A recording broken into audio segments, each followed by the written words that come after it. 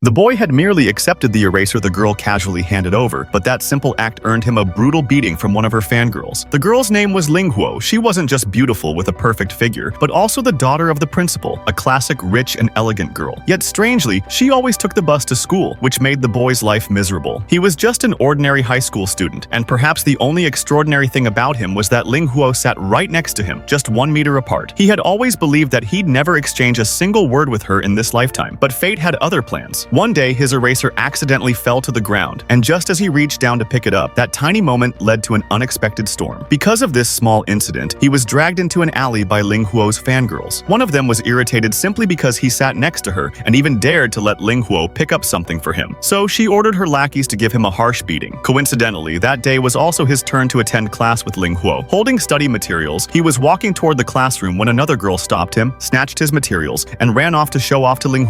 Later, while taking out the trash, he noticed a bunny plush toy in the bin. As he wondered who it belonged to, the sky suddenly darkened, and a massive structure came crashing down from above, flattening him into dust. But when he came to his senses, he realized he wasn't dead. He smelled a light fragrance and found himself in the arms of Ling, who was floating in the air, dressed like a witch and standing on a broomstick. The boy trembled in her embrace, but before he could react, 2 mechanical bunnies attacked from behind. Ling threw him upward and cast a fire spell that blasted the rabbits away, then caught him mid-air with both arms. However, the mechanical bunnies weren't defeated yet. Ling told him to stay close to her, firing off 2 more fireballs at the rabbits, but they were made of steel and totally unfazed, charging straight at her. These bunnies were fast, coordinated, and capable of wielding both fire and water. Ling was struggling to hold them off. Just then, the boy heard someone call him from behind. Thinking it was one of Ling allies, he ran toward the voice. Meanwhile, Ling used an explosive spell to finally destroy the 2 rabbits. But as the boy turned the corner, he was stunned. He found himself surrounded by a full bunny army. One bunny pinned him down while another stepped forward with a huge axe, preparing to behead him. He thought all of this had to be a dream. It was too absurd. Just as the axe was about to fall, Ling arrived in time and saved him. The boy couldn't understand why someone like her would cross paths with someone like him, but Ling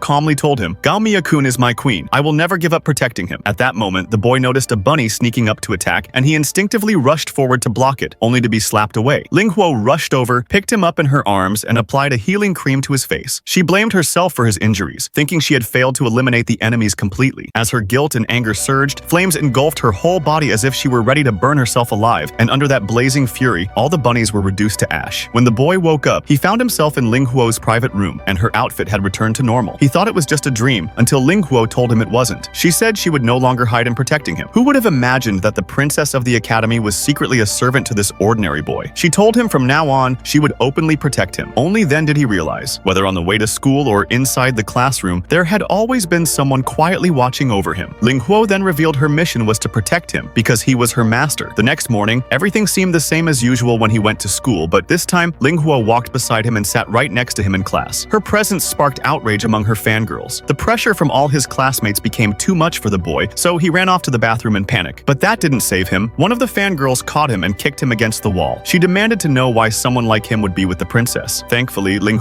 appeared in time, fixed the boy's collar, and saved him again. During lunch break, her presence led to him being completely surrounded by fangirls full of murderous glares. Despite their overwhelming jealousy, Ling remained calm and even personally grilled sausages for him. Yet, unable to bear their intense stares, he decided to sneak away. Ling insisted that who she eats with is her choice, and asked him not to act selfishly, but he still ran off. As he passed by the old school building, he was shocked to find it completely restored. Yesterday, it had been reduced to ruins. A strange girl named Nyang appeared and told him it had all been an illusion spell. She introduced herself as the Witch of the Tower and transformed into a winged dandelion creature. She tried to snatch him away, but Ling showed up just in time to rescue him. Nyang wasn't done yet. Today, she had come prepared. With a snap of her fingers, a massive bunny army emerged. There were warriors, archers, even giant rabbits. In the blink of an eye, both Ling and the boy were surrounded. When the boy opened his eyes, he saw an unbelievable scene unfold. He felt that Ling was risking too much for someone like him, but she was confused. He wasn't even hurt, so why was he so angry? That's when he realized it was his own act of running away that had caused all this. He swore not to run again. He wanted to call an ambulance for Ling